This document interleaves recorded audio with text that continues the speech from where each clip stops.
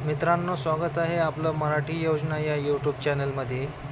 मित्रांनो, आज मी आपल्याला या व्हिडिओच्या माध्यमातून 2023च्या सोयाबीन व कापूस या पिकाच्या अनुदानासाठी सुरू झालेल्या अर्जाविषयी आपल्याला माहिती देण्याचा प्रयत्न करणार आहे। चला तर मग बघूयात शासनाच्या परिपत्रकामध्ये याविषयी काय काय माहिती आपल्याला देण्यात आलेली आहे। मित्रांनो, या परिपत्रकामध्ये कृषी व पशुसंवर्धन विभागामार्फत दिनांक 8 ऑगस्ट 2024 रोजी एक परिपत्र काढण्यात आले आहे। याच्यामध्ये याचा विषय काय आहे मित्रांनो, हे बघा।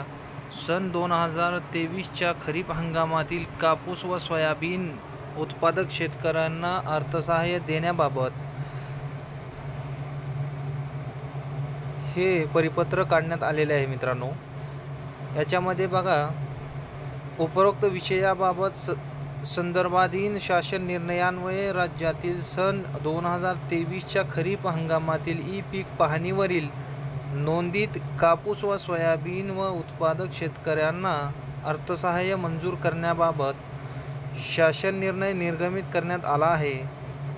या अर्थसहाय्याचे वितरण शेतकऱ्यांना सार्वजनिक वित्तीय व्यवस्थापन प्रणालीद्वारे शेतकऱ्यांच्या आधार लिंक बँक खात्यामध्ये म्हणजेच थेट डीबीटीच्या माध्यमातून होणार आहे। म्हणजेच मित्रांनो, आपल्या ज्या बँक खात्याला आधार लिंक आहे त्या खात्यामध्ये आपल्या अनुदानाचे पैसे जमा होणार आहेत। त्या अनुषंगाने अनुज्ञेय अर्थसहाय्य शेतकऱ्यांना अदा करण्यासाठी शेतकऱ्यांच्या आधार संबंधी माहितीचा वापर करण्याबाबत त्यांच्याकडून घेण्यात येणाऱ्या संमतीपत्राचा नमुना तसेच सामायिक खातेदारांच्या बाबतीत एकाच खातेदारास अर्थसहाय्य वितरित करण्याच्या अनुषंगाने घ्यावयाच्या ना हरकत पत्राचा नमुना सोबत या परिपत्रकाच्या सोबत पाठवण्यात आलेला आहे मित्रांनो। याच्यामध्ये आपल्याला बघा, हे संमतीपत्र द्यायचं आहे। सन 2023च्या खरीप हंगामातील ई पीक पाहणी पोर्टलवर नोंदित कापूस व सोयाबीन उत्पादक शेतकऱ्यांना अर्थसहाय्य या व कृषी विभागाच्या अन्य योजनांतर्गत अनुदान सुविधा उपलब्ध करून देण्याकरिता मी खाली सही करणार या संमतीपत्राद्वारे माझ्या आधार क्रमांकाचा वापर करून त्या आधारे बायोमेट्रिक आणि किंवा तत्सम प्रणालीद्वारे प्राप्त वैधतेसह मला मिळावयाच्या लाभासाठी आधार वित्तीय व इतर अर्थसहाय्य लाभ सेवा यांचे लक्षित वितरण अधिनियम 2016 नुसार संमती देत आहे। माझ्या आधार संबंधी माहितीचा वापर केवळ माझी ओळख पटविण्यासाठी करण्यात येणार असून ही माहिती इतर कोणत्याही अन्य कारणासाठी वापरली जाणार नाही अशी खात्री बाळगतो। अशा प्रकारचं मित्रांनो संमतीपत्र आपल्याला कृषी सहाय्यक यांच्याकडे लिहून द्यायचं आहे।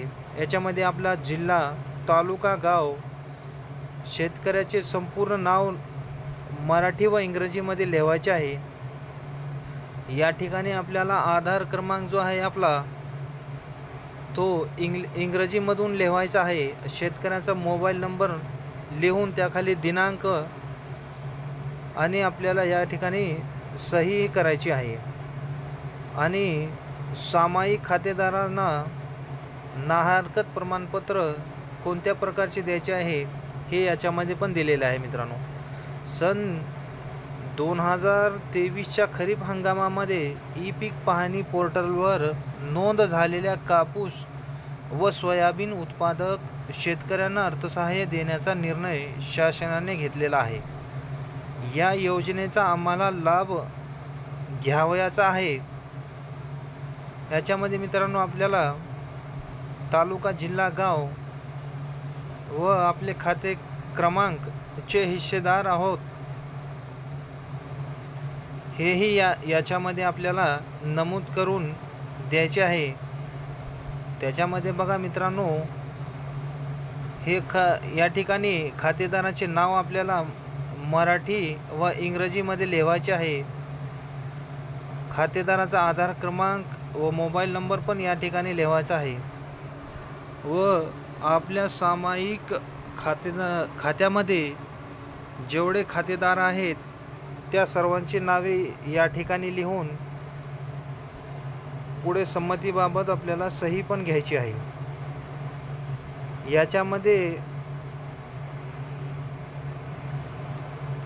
याच्यामध्ये समजा आपल्या सामायिक खातेदारामध्ये 2-4 नाव असतील तर त्या सर्वांच्या सहमतीने एकाच खातेदाराच्या नावाने हे अनुदान जमा करण्यात यावे, अशा प्रकारचा हे सामायिक खातेदाराचा नाहरकत प्रमाणपत्र आपल्याला आपल्या कृषी सहाय्यकाकडे हे अर्ज आपल्याला जमा करावयाचे आहेत मित्रांनो। आशा करतो की आपल्याला या व्हिडिओच्या माध्यमातून दिलेली माहिती ही आपल्याला कामी नक्कीच पडेल। धन्यवाद।